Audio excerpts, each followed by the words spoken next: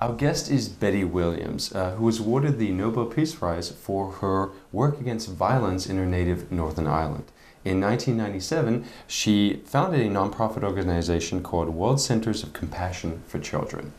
So Betty, could you please tell us or lead us up to how, or the events that led up to you winning the Nobel Peace Prize? Well, actually, the work began because I witnessed the death of 3 children on the Belfast street. And I can't sort of put into a very short interview the amount of work it took to get Northern Ireland where it is today, but I can synopsize for you. In Northern Ireland, we had probably every scenario that you could think about that causes violence. First was we had very, very bad working conditions. We had 14.5% unemployment problem of 1.5 million people. We had socialised violence of the worst kind, laws that were unjust, and we had a Protestant government for Protestant people. And if you let those things go on in a country long enough, you know, people are going to get very angry about what's going on.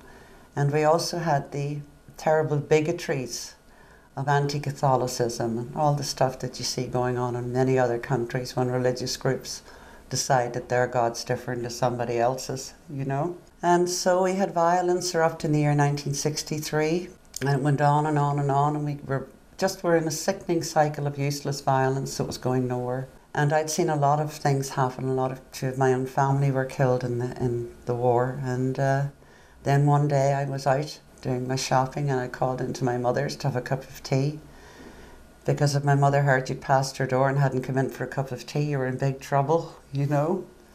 And as I was driving home, I heard shots ring out. I heard the shots of an Armalite and then the return fire of a self-loading rifle, the Armalite being the weapon of the IRA, the self-loading rifle, the weapon of the British Army.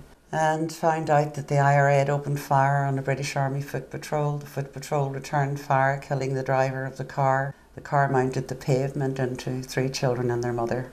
And that was the scene that I witnessed. It was carnage beyond belief. And every time things like that used to happen in Northern Ireland, we would get statements coming out from various politicians and the terrorist organisations saying, like, in the case of the IRA, they would say, oops, sorry, we didn't mean to do that, you know. And I think all of Northern Ireland, particularly the women, were absolutely sick of that. And so after I witnessed the death of the babies, I went door knocking. And I wasn't a very nice person on the doorstep. I was very angry. And I asked women that if they felt like I did, that would they join me in a rally at the spot where children were killed. I thought maybe about 100 people would turn up if I was lucky. But 10,000 women came to the first rally, and then we had a series of 12 rallies all over Northern Ireland and Great Britain. And then after the rallies, we sat down and made a plan of how we would economically, socially and culturally begin to change what was wrong in Northern Ireland. And that's what we did. We started off with creating small industries, schools, bringing our children together, all that kind of thing. And I think that's why they looked at it as being a thing that perhaps the Nobel Prize would. I can never understand why I got it, to be honest. I've just done all that explaining and I haven't got a clue as to why they give you an honour like that. You know, it's surreal almost, and it's 25 years later and it's still surreal. You know, it's not a thing that any of the women went out in Northern Ireland to contemplate, but it happened. In 1997, you started this organization that caters to children, that really focuses in on children.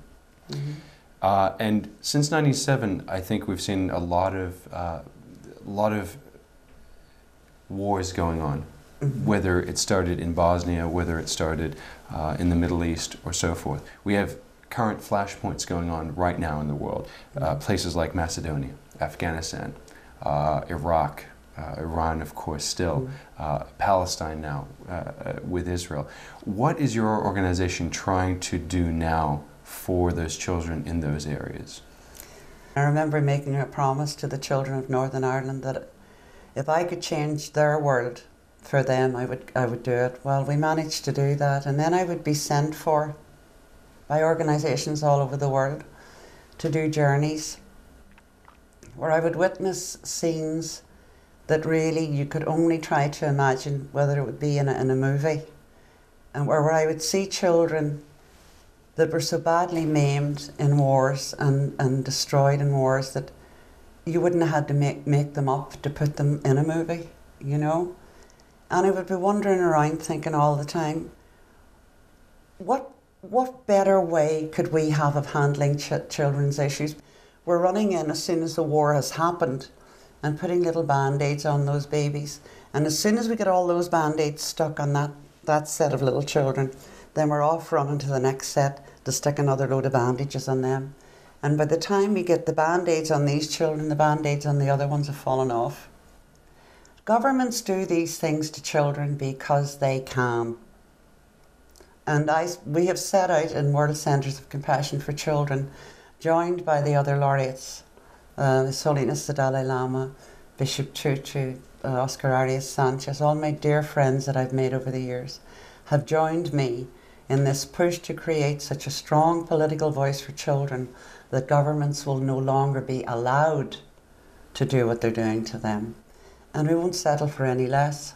I say to myself all the time when I see flag waving, if you really do care about the country that you live in, you live for it, you don't die for it. And if you really are a patriot, then you make sure that the man next door has got a loaf of bread on his table. That's a patriot to me. And I would love to see the United States of America become that kind of patriotic country and turn out to do what they can for the children here, not just here, but in the world.